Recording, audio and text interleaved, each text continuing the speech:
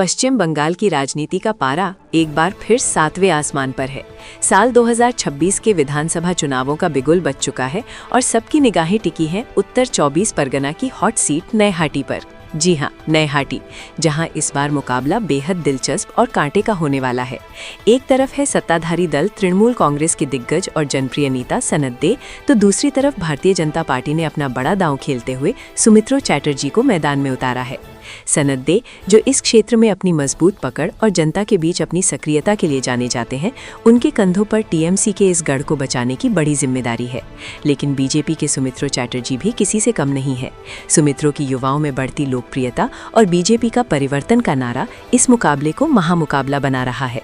अब सवाल यही है, क्या सनत दे के चेहरे पर भरोसा जताकर टीएमसी अपना दबदबा कायम रख पाएगी, या फिर सुमित्रा चैटर्जी अपनी रणनीति से बीजेपी का कमल खिलाने में कामयाब होंगे? नयहाटी की जनता का मूड क्या है, ये तो आने वाला वक्त ही बताएगा। चुनावी सरगर्मियों और 2026 विधानसभा की हर छोटी बड़ी खबर के लिए बने रहे हमारे साथ। नयहाटी से रिंकू गुप्ता की रिपोर्ट।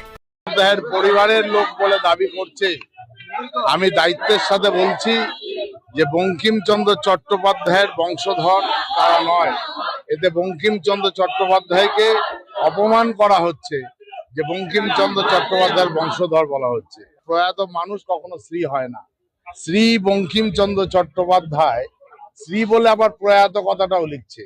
তার দলের সভাপতিরাই এই নৈহাটির আগে তারা শিখুক কিভাবে কাকে সম্বোধন করতে হয়, তারপরে বাকি। আমাদের মার্জিন আগের চাইতে অনেক বাড়বে। আগে যা মার্জিন ছিল তার চেয়ে অনেক মার্জিন। আসলাম মানে আমি এখানে আসি, এটা তো আমাদেরই মন্দির, মানে সবারই মন্দির। আপনার নৈহাটিবাসীর প্রতি কি হচ্ছে কর্তব্য থাকবে নির্বাচনের ময়দানে? নৈহাটির বাসীর প্রতি পাশে দাঁড়ানো, নৈহাটির বাসী প্রতি যাতে নিরপেক্ষ সরকার পায়, এটাই আমার বেসিক কর্তব্য, যেটা যে কোনো জনপ্রতিনিধির কর্তব্য থাকা উচিত।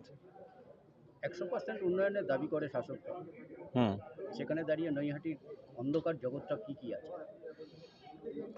এটা বিশেষভাবে আজকে বলবো না, এটা আমাকে একটু সময় দিন, কারণ আমি চাকরি সূত্রে বাইরে থেকেছি।